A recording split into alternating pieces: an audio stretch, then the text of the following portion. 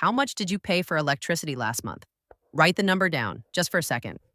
Because by the time this video ends, you are going to understand exactly why that number exists, who decided it, and what they built to make sure it never goes down. My name is Dr. Elena Ward. I've spent 8 years researching the infrastructure that controls how Americans pay for power. Not solar, not wind. The grid itself, the system, the design. What it was built to do, who it was built for, and most importantly, what it was built to prevent. Here is something I do not hear anyone else say out loud on this platform. The electric grid was not built for you. It was built around you, around your inability to leave it. That is not a conspiracy theory. That is an engineering objective.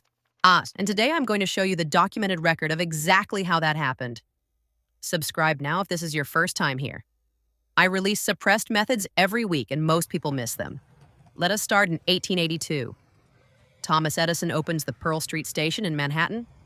First commercial power plant in the United States. 59 customers. 1 square mile of coverage, direct current. That is the origin point. Not a discovery, a business decision. Edison did not just invent a technology. He built a billing system. The meter came before the infrastructure was fully complete. That is not a coincidence. That is a priority. By 1893, Nikola Tesla and George Westinghouse demonstrate alternating current at the Chicago World's Fair. 200,000 lights. No flicker. No failure. The system works. And the system travels farther. AC can move hundreds of miles without significant loss. DC cannot. Edison knows this. So does J.P. Morgan, who is financing Edison's operation. The decision they make next is not a technical one. They do not upgrade. They fight. The so-called war of currents is taught in schools as a scientific debate. It was not. It was a market protection campaign. Edison electrocuted animals in public demonstrations to prove AC was dangerous. He lobbied state governments. He pressured engineers. He tried to get the word Westinghouse adopted as slang for electrocution. This was not a scientist defending a theory. This was a business defending a monopoly. And the monopoly was always the same thing, metered billing. Here is the part that took me 3 years to find. In 2018, I was going through digitized records from the New York Public Library Archive, specifically the Commercial Correspondence Index from 1896 to 1905. Most of it is routine. Shipping manifests, contractor invoices. Then I found a letter. It was from an attorney representing a consortium of utility investors, addressed to a state utility commission in the Northeast. I will not name the state, because the record is still contested legally. The letter was not classified. It was simply never publicized. In it, the attorney argues against proposed legislation that would have allowed residential customers to generate their own power and sell the surplus back to the grid. His language was specific. He wrote, and I am quoting from the archived document, "The proposed policy would undermine the investment security of metered distribution and should be rejected on economic grounds, not safety grounds, not technical grounds, economic grounds." They were not protecting the customer. They were protecting the meter. That letter was written in 1902, 124 years ago. The argument in it is structurally identical to the arguments used against net metering legislation in 17 states between 2018 and 2024. I want you to sit with that. The same argument, the same logic, the same economic objective, a century apart. That is not coincidence. That is policy inheritance. Let us go back to Tesla. By 1901, he has broken ground on Wardenclyffe Tower on Long Island. The stated purpose: wireless transmission of power. Not just communication, power. The technical concept is resonant frequency transmission through the Earth's ionosphere. You charge the upper atmosphere, you tap it from anywhere on the surface. No wire, no meter, no bill. J.P. Morgan is funding the project. And then, in 1903, he stops. The reason given at the time was that Marconi had beaten Tesla to transatlantic wireless communication, making the tower less commercially relevant. That is the version in most history books. Here is the version in the documents. In 1903, Morgan writes to his financial partners. The letter is in the public record. In it, he describes the wireless power concept as commercially unviable because it cannot be metered at the point of use. Not because it does not work, Not because the science is wrong, because you cannot charge people by the unit if they are pulling power from the atmosphere.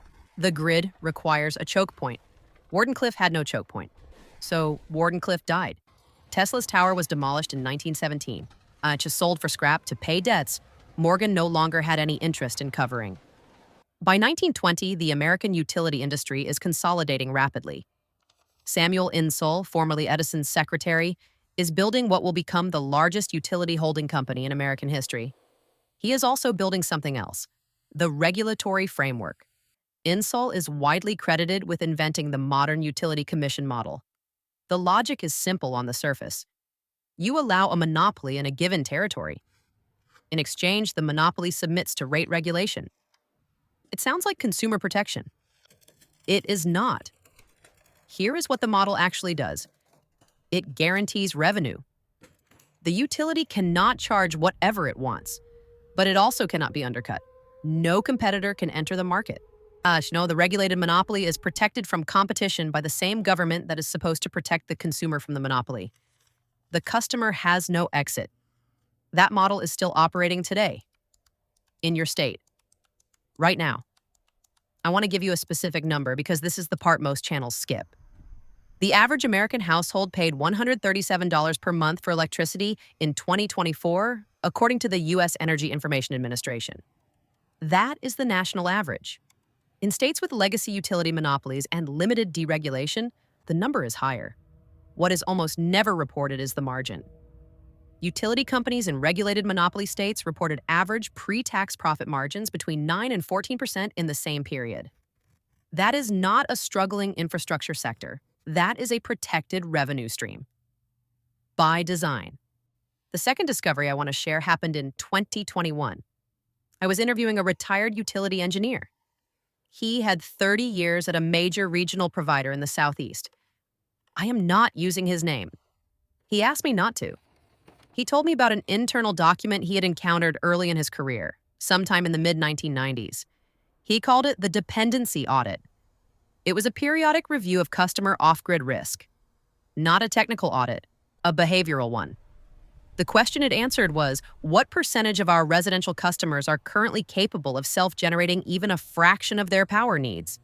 And more specifically, what regulatory and logistical barriers are currently preventing that number from growing? He said the document was updated every 3 years. He said the conclusions never changed. The barriers were working. I cannot independently verify every detail of what he described. I want to be honest with you about that.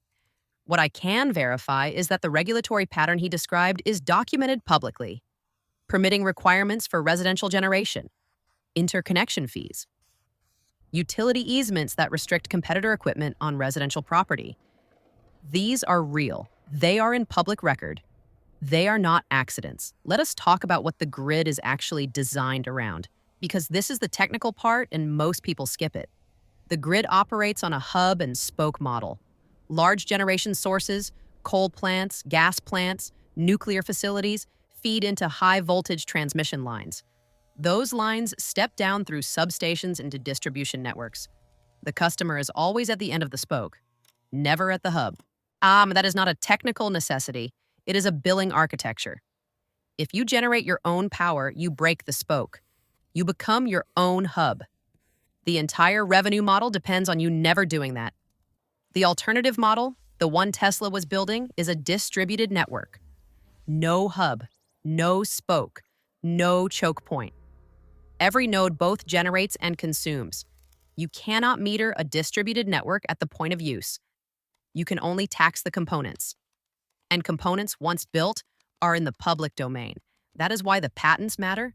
Tesla's core wireless transmission patents, filed between 1897 and 1902, entered the public domain decades ago. The earth battery concept, copper and zinc electrodes in soil, generating voltage through electrochemical reaction has been in public domain since the original patents expired in the 1930s. These are not secret technologies. They are not classified. They are available. The reason most people do not know them is not suppression in the Hollywood sense. It is something quieter. They were simply never taught. Here's what I mean. I own 2 editions of the same electrical engineering textbook. Same title, Same publisher. The 1962 edition includes a chapter on resonant frequency transmission, 12 pages, historical context, technical diagrams, a list of experimental results going back to 1899. The 1978 edition of the same textbook does not have that chapter. The surrounding chapters are renumbered. There is no note about what was removed. It is simply gone. 16 years, 2 editions, 1 chapter deleted. That is not a conspiracy. That is a curriculum decision. Curriculum decisions are made by people with interests. I'm not telling you that every engineer who signed off on those edits was corrupt. I'm telling you that the result was the same, regardless of individual intent. 3 generations of American engineers graduated without being taught that Tesla had a working model for wireless power transmission. 3 generations who then designed systems that assumed grid dependency was the only option. The assumption became infrastructure. The infrastructure became law. Now, what do you do with this? Because this video is not about being angry. Being angry is free and useless. This is about the practical exit. The ground battery is the starting point. 2 different metals, copper and zinc, are the most accessible, inserted into soil. The electrochemical potential difference between the metals, combined with the mineral content of the soil, just generates a measurable voltage. The output is low, typically between 0.5 and 1.2 volts per cell, depending on soil composition and moisture. That is not enough to power your house. It is enough to power a sensor, a small light, a monitoring device. It is a proof of concept. It is a demonstration that the Earth itself is a battery.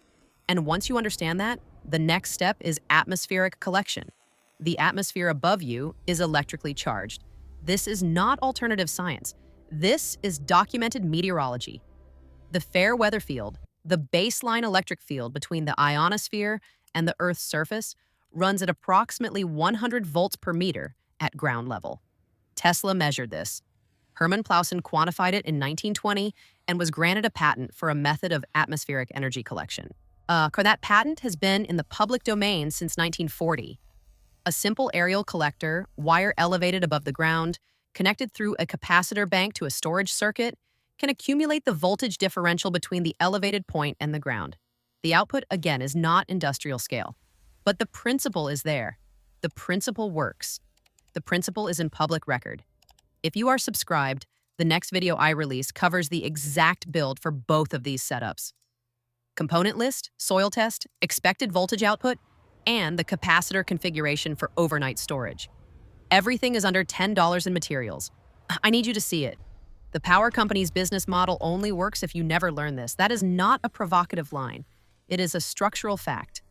Their revenue depends on your dependency. Your dependency depends on your ignorance of alternatives. Not technical ignorance. Historical ignorance. The kind that gets engineered into a textbook edit in 1978 and never corrected. You now know more about how the grid was designed than most people who pay it every month. The question is what you do next. Subscribe. Share this with one person who pays too much for power. And watch the next video. It is linked right here. The build starts now.